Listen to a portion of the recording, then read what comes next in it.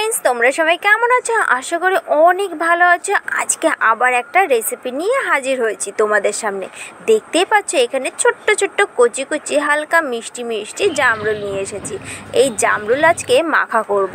তোমরা কে কে জামরুল মাখা খেয়েছো অবশ্যই কিন্তু কমেন্ট করো, আর যদি না খেয়ে থাকো একবার হলো বাড়িতে ট্রাই করো।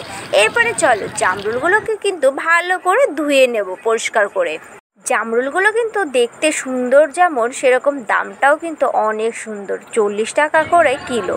আমি সেখানে 250 গ্রাম নিয়ে এলাম জামরুল, কারণ ভাবলাম সব কিছুই যখন মাখা খাওয়া যায় জামরুল আবার মাখা খাওয়া যাবে না, তাও আবার ছোট ছোট কচি কচি জামরুল এখনও তো মিষ্টি হয়ে পারেনি খুব একটা, তাই ভাবলাম বাড়িতেই নিয়ে যাই জামরুল মাখা করার জন্য।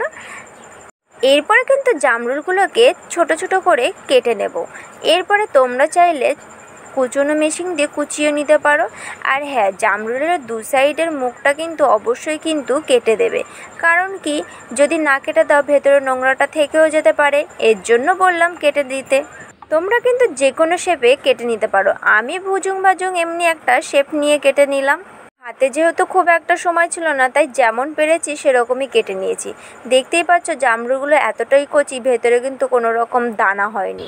জামরুলগুলো কেটে নেওয়ার পরে এরপরে জল দিয়ে ভালো করে ধুয়ে নেব। তাহলে কিন্তু এই যে কষটা থাকবে সেই কষটা আর ভেতরের যে নোংরাটা থাকবে সেটাও পরিষ্কার হয়ে যাবে। 2-3 বার করে এরকম ধুয়ে নিলে ভালোই পরিষ্কার হয়ে যাবে। এরপরে দেখো জামরুল মাখার জন্য আমি একটা গন্ধরাজ লেবু পাতা নিয়েছি, সঙ্গে রয়েছে তেঁতুল, কাঁচা লঙ্কা, শুকনো লঙ্কা, আর রয়েছে কাসুন্দি আর লবণ। তোমরা চাইলে চিনিটাও অ্যাড করতে পারো। আমি যেহেতু মিষ্টি খেতে পছন্দ করি না, আর বিশেষ করে মাখা বলতেই, তার জন্য আমি আর এখানে চিনি অ্যাড করিনি। এরপরে আর কি লেবু পাতাগুলোকে ভালো করে ছিঁড়ে নিয়েছি, যেহেতু গন্ধটা বেরোবে এর জন্য। তারপরে লঙ্কা দিয়ে দিলাম, তেঁতুল দিয়ে আর স্বাদ মতো লবণ দিয়ে ভালো করে চটকে চটকে এটাকে মাখিয়ে নিতে হবে। মাখা খেতে এত পছন্দ করি, তাই চোখের সামনে যেটা পাই সেটাই মাখা করার চেষ্টা করি, আর খেয়েও দেখি যে কেমন হয়েছে। তোমাদের জানা যদি কোনো রেসিপি থাকে বা মাখার কোনো রেসিপি থাকে অবশ্যই কিন্তু কমেন্ট করো আর জানিও, আমি একবার হলো ট্রাই করব। আচ্ছা, আমি তো মাখা খেতে নয় বেশ ভালোবাসি, যে কোনো একটা মাখা হলেই হলো। তোমাদের আবার স্পেশাল কোনো মাখার রেসিপি আছে নাকি অবশ্যই কিন্তু কমেন্ট করো। দেখো আগেই বলেছি চটকে চটকে ভালো করে এটাকে মাখিয়ে নেব। এরপরে দেখো মাখানোটা যেহেতু হয়ে গেছে, এরপরে আমি প্লেটে সাজিয়ে দেবো আর সঙ্গে কয়েকটা জামরুল দিয়ে ডেকোরেশন করে দেবো।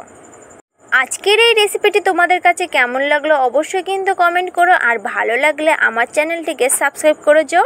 সত্যি কথা বলছি মাখাটা কিন্তু অসাধারণ হয়েছে, তোমরা একবার হলো বাড়িতে ট্রাই করো। অবশ্য আমার মুখের এক্সপ্রেশন দেখে বুঝতেই পারবে যে মাখাটা অ্যাকচুয়ালি কেমন হয়েছে। আর হ্যাঁ, লাইক কমেন্ট শেয়ার করতে কিন্তু একদমই ভুলো না।